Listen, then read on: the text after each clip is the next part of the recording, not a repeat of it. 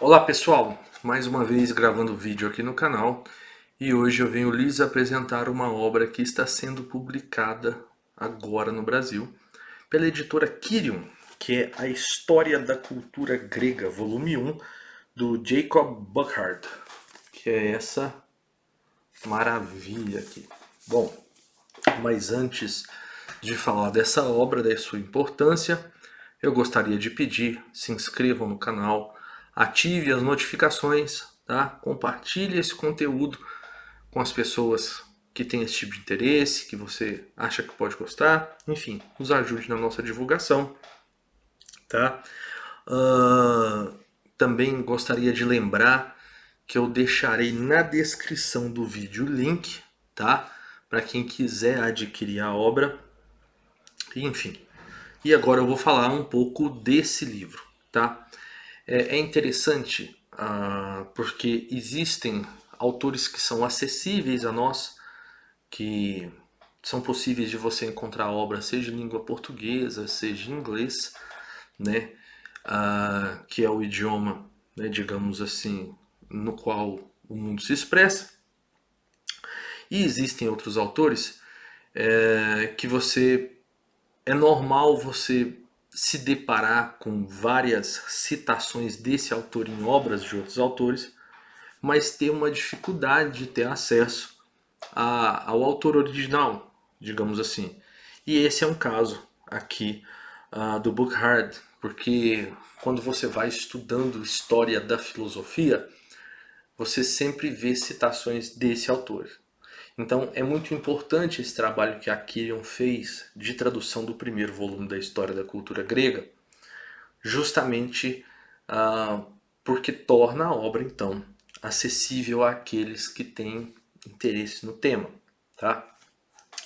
Então a erudição desse autor é enorme, tá? Para vocês terem noção, o primeiro capítulo da obra vai falar sobre os gregos e seus mitos, tá? Que é o capítulo que está após a introdução.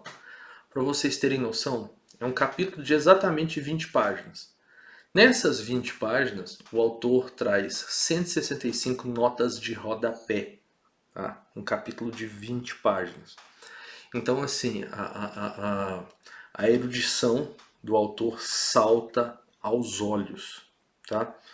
Então, para quem tem interesse nesse tipo de assunto, é uma obra com certeza indispensável, tá? Então, para falar um pouquinho desse autor, ele é a obra mais relevante, digamos assim, referendada é a cultura do Renascimento na Itália, tá? Ele foi um dos principais historiadores da era moderna.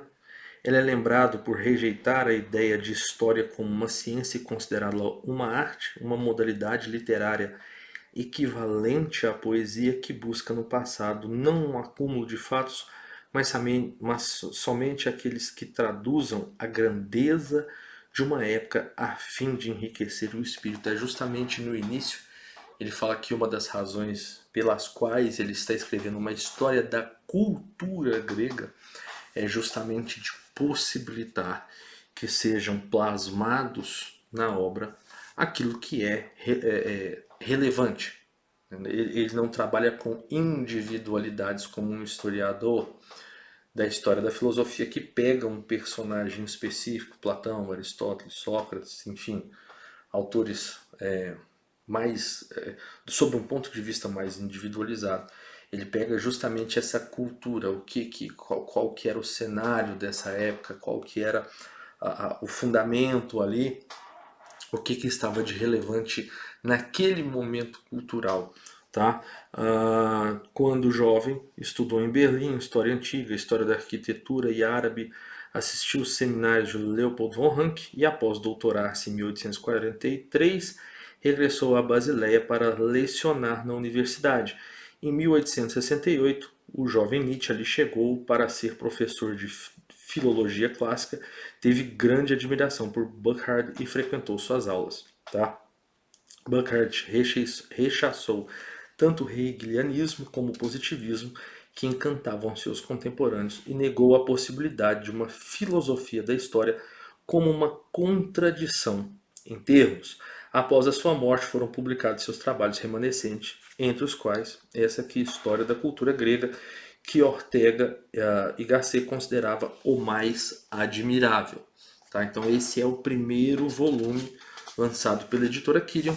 Ele vai começar, como eu disse na primeira sessão, trabalhando os gregos e seus mitos, o que em geral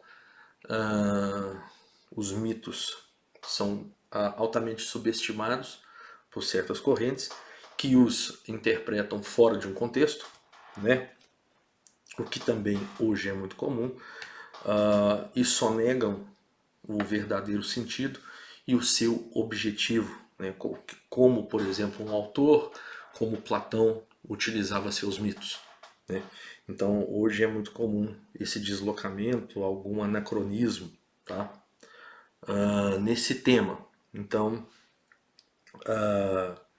é indispensável que nós leiamos autores que interpretem corretamente. Então, a segunda sessão ele vai trabalhar Estado-nação, cidade, polis, Esparta, escravidão, aristocracia, tirania, democracia e a sua organização em Atenas, fora de Atenas, a vitalidade das populações urbanas, a unidade da nação grega, gregas e bárbaros, e em vários apêndices essa obra possui. A partir da página 349, ele vai tratar sobre temas diversos, como a tortura dos escravos, o saber dos espartanos, a epifania de Asclépio, enfim, uma série de outros temas, as viagens de Platão à Sicília.